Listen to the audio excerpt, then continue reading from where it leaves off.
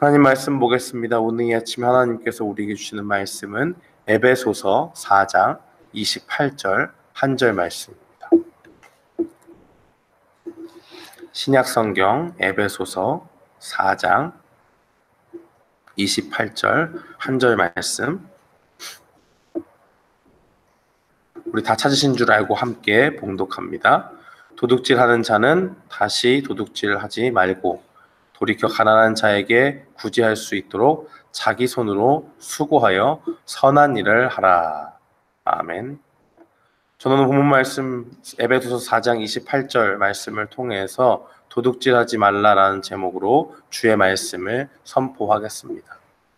우리가 계속적으로 살펴본 바와 같이 에베소서 4장 25절 이하의 내용들은 이제 그리스도 안에서 새 생명을 얻게 된 사람들이 어떻게 살아야 되는가 하는 그 구체적인 지침을 제시하고 있다는 것을 볼 수가 있습니다. 그러한 내용줄 가운데서 오늘 본문은 특별히 도둑질하는 자에 대해서 이야기를 하죠.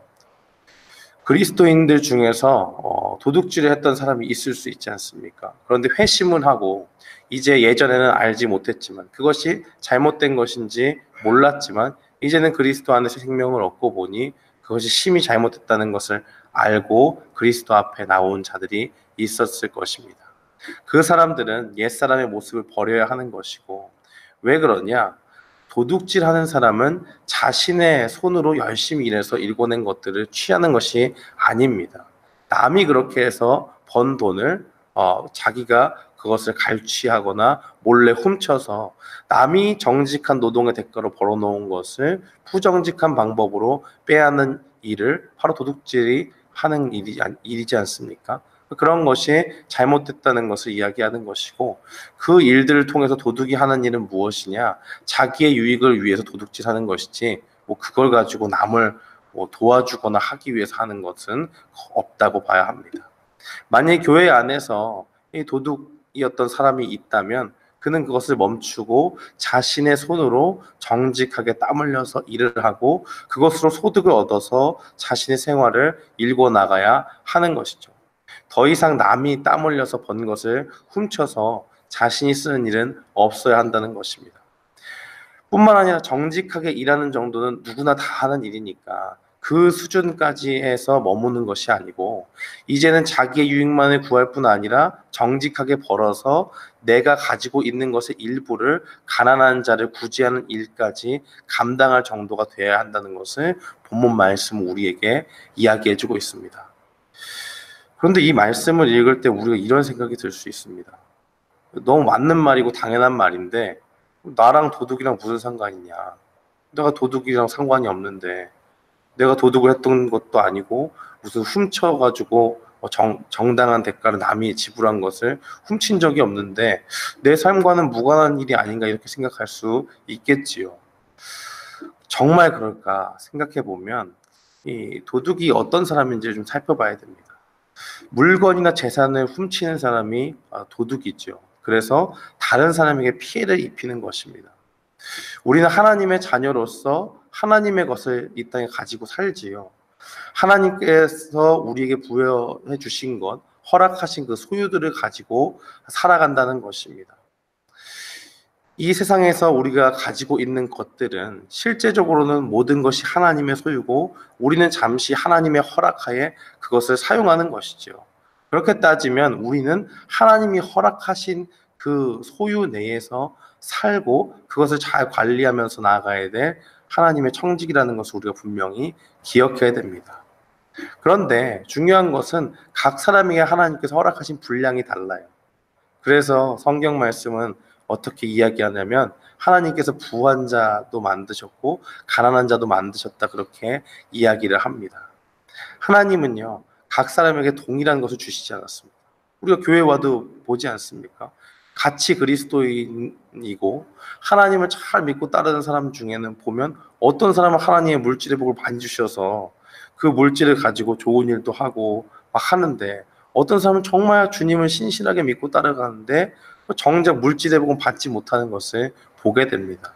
그것을 볼 때 이 사람은 하나님이 더 사랑하시고 저 사람은 하나님이 덜 사랑한다, 이런 개념이 아니라 하나님이 그 사람에게 맞게 허락하신 그 소유가 있기 때문에 그런 것입니다. 어떤 사람에게 물질의 복을 주시고, 어떤 사람은 건강의 복을 주시고, 또 어떤 사람은 또 별로 별 볼일 것 없는 것 같지만 사람들의 마음을 사로잡게 하는 그러한 복을 주셔서 각기 하나님께서 허락하신 그 복대로 이 땅을 살아갈 수 있게 하신다는 겁니다. 엄밀히 말하면 그 허락하신 복을 통해서 얻어지는 그 복들을 잘 관리하고 그것으로 인해서 얻어지는 그 열매를 통해서 하나님께서는 그들의 유익뿐만 아니라 그것을 통해서 다른 사람들의 유익까지도 끼칠 수 있도록 우리를 그렇게 하나님의 자녀들로 만들어 가시고 하나님께서 허락하신 은혜 가운데 살게 하시는 것입니다. 그런데 문제는 어디 있느냐? 만일 하나님께서 우리에게 허락하신 이외의 것을 우리가 탐내게 된다면, 또 그것을 취하게 된다면 그것은 곧 죄가 되고 도둑질하는 자가 된다라는 것을 분명히 기억해야 될 필요가 있습니다. 말라기서 3장은 우리가 도둑인가 아닌가에 대해서 어떤 한 예를 잘 보여주고 있지요. 말라기서 3장 8절로 9절 말씀에 보면 이런 말씀이 있습니다. 사람이 어찌 하나님의 것을 도둑질하겠느냐? 그러나 너희는 나의 것을 도둑질하고도 말하기를 우리가 어떻게 주의 것을 도둑질하였나이까 하는도다. 이는 곧 11조와 봉헌물이라.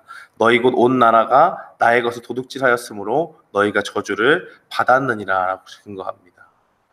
말라기에서 하나님의 백성과 하나님 사이의 갈등이 등장을 하죠. 하나님은 그들을 지칭해서 너희는 내 것을 훔친 도둑이라고 말하고 그의 백성들은 억울하다는 겁니다. 우리가 하나님께 훔친 것이 어디 있습니까? 내가 왜 도둑입니까? 라고 그렇게 이야기하는 것이죠. 그 하나님께서 말씀하시죠. 11조와 주님께 드리는 그 봉헌물을 너희가 나에게 드리지 않으니 그것이 곧 훔친 것이고 그러니까 너희가 도둑 아니냐라고 이야기하는 것입니다. 하나님은 그 앞에 드리는 그 봉헌물과 11조를 그의 백성들이 마땅히 그들의 것으로 취하게 한 것이 아니고 하나님께 드리도록 그렇게 정해두셨습니다.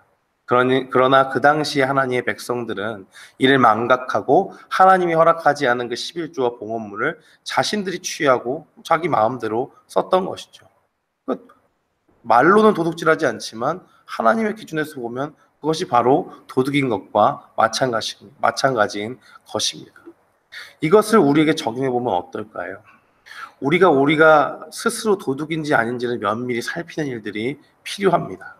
나에게 하나님이 허락하지 않은 그것을 내가 탐하는 죄가 없는가? 아니면 탐할 뿐만 아니라 이미 취했는데 내가 혹시 모르고 있는 것은 아닌가 하는 것을 계속적으로 우리가 질문하며 나아가야 됩니다. 이러한 악한 본성이 있기 때문에 하나님께서는 우리에게 십계명을 주셨지요. 그리고 십계명의 마지막에 출애굽기 20장 17절을 통해서 이렇게 말씀하시지 않습니까? 내 이웃의 집을 탐내지 말라. 내 이웃의 아내나 그의 남종이나 그의 여종이나 그의 소나 그의 낙이나 물은 내 이웃의 소유를 탐내지 말라라고 그렇게 말씀하십니다. 하나님은 우리가 남의 것을 탐하는 그런 악함이 있다는 것을 분명히 아시고 이 말씀을 주셨습니다.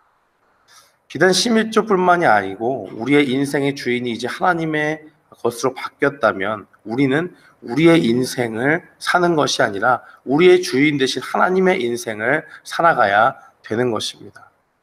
주인의 것을 함부로 다루는 것은 종의 신분에 맞지가 않지요. 그것은 남의 것을 훔쳐서 살아가는 도둑질과 마찬가지입니다.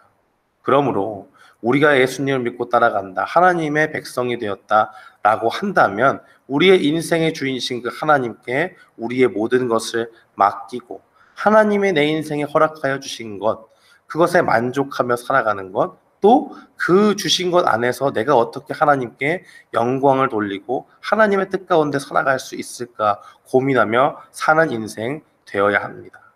본문에서는 그것에 대한 구체적인 예로 바로 구제라는 것을 들어서 이야기합니다. 구제를 통해서 구체적으로 우리가 어떻게 하나님의 뜻대로 살 수 있는가 하는 것을 제시하는 것이죠. 이 땅에서는 가난한 자가 늘 있을 것이나 하나님께서는 그들을 돕는 것을 기뻐하십니다. 왜냐? 그들을 돕는 것은 단순히 그들에게 뭐 돈 한 푼, 두 푼 줘서 끝나는 것이 아니고 정말 그 하루하루를 살아가야 되는 사람들에게는 뭐 1불, 2불이 정말 생명과도 같은 그런 생명수와 같은 파급 효과가 있기 때문에 그렇습니다. 레위기서 19장 10절은 이렇게 증거합니다. 내 포도원의 열매를 탓하지 말며 내 포도원에 떨어진 열매도 죽지 말고 가난한 사람과 거류민을 위하여 버려두라. 나는 너희의 하나님 여호와이니라. 라고 그렇게 증거합니다. 왜 포도원의 열매를 남겨두라고 하죠? 두 부류를 위해서 그런 거예요. 가난한 사람과 거류민을 위해서 그렇습니다. 그 거류민이 뭡니까? 외국 사람인데 그 땅에 와서 사는 사람들이에요. 우리가 이민사회의 삶을 살다 보면 느끼는 것이지만 누구나 다 여기 계신 분들은 느껴봤을 겁니다. 이방인으로 산다는 것이 그리 녹록지 않습니다. 내가 능력 있고 내가 돈이 아무리 많아도 그 가운데 때로는 한계와 외로움을 느낄 때가 있고, 우리가 명절 같은 데 모이게 된다면 그 가운데 우리 가족들은 다 떨어져 있고 나 혼자 있습니까? 그 가운데 외롭고 쓸쓸하고 힘든 일이 있지 않습니까? 그러한 것들을 돌보시는 분이 바로 하나님이라는 것을 보여주는 것이고, 하나님께서 우리에게 만약에 부의 또 물질의 그런 복을 허락하셨다면 그것은 그들을 위해서, 그들을 돌보는 그 하나님의 심정과 마음을 가지고 그것들에 사용되어져야 할 것을 하나님은 말씀하고 계시는 것입니다. 또한 우리가 도둑이 아니라면 다른 사람의 것을 탐하기보다 하나님이 주신 것에 만족하면서 사는 삶이 필요합니다. 빌립보서 4장 11절로 13절에는 하나님이 주신 것에 자족하며 살았던 그 사도 바울의 고백이 담겨져 있습니다. 내용을 요약하면 그가 사역을 하면서 여러 가지 어려움들이 있었지만 그 모든 것들에 내가 일체에 자족하며 사는 비결을 배웠다라고 그렇게 이야기합니다. 그래서 어떤 형편에서든지 하나님이 내가 없는 중에서도 공급하여 주시고, 또 공급하여 주시지 않더라도 어떻게 다른 사람들의 일들을 통해서 나를 이렇게 살아가게 하셨는가, 그것을 가지고 내가 기쁨으로 살 수 있었다라는 것을 이야기하는 것이죠. 사도 바울은 그때마다 다른 사람들을 보면서 원망하고, 저 사람에겐 주시는데 내가 왜 이 하나님의 일들을 감당하는데 왜 나에겐 복을 주시지 않는가 하면서 하나님을 원망한 적이 없다고 이야기합니다. 내게 주시지 않은 것을 부러워하는 것이 아니라 내게 주신 것의 가치를 알고 그것에 감사하며 사는 삶, 그것이 바로 그리스도 안에서 새로운 삶을 사는 자들이 사는 법입니다. 사랑하는 성도 여러분, 우리는 각자에게 하나님이 허락하신 그 은혜가 있는 줄 믿습니다. 또한 그 허락하신 그 소유 가운데서 우리가 감사하며 살아가야 한다는 것을 분명히 기억해야 됩니다. 우리 모두 오늘 이 말씀을 기억하면서 우리가 만약에 하나님 앞에 물질을 많이 받았다면 그 물질로 다른 사람을 구제하는데 힘쓰시기 바랍니다. 그것은 하나님의 뜻이고, 하나님은 또한 가난한 자들을 돌보는 것을 기뻐하기 때문에 그렇습니다. 오늘 말씀을 우리가 기억하면서 우리 모두는 다른 이의 것을 탐하는 것이 아니라 각자가 하나님께 주신 허락하신 일들, 허락하신 그 소유와 모든 것들을 감사하는 마음으로 받고 그곳에 만족하며 자족하며 살아가는 우리 모두가 되기를 주님의 이름으로 축원합니다. 아멘.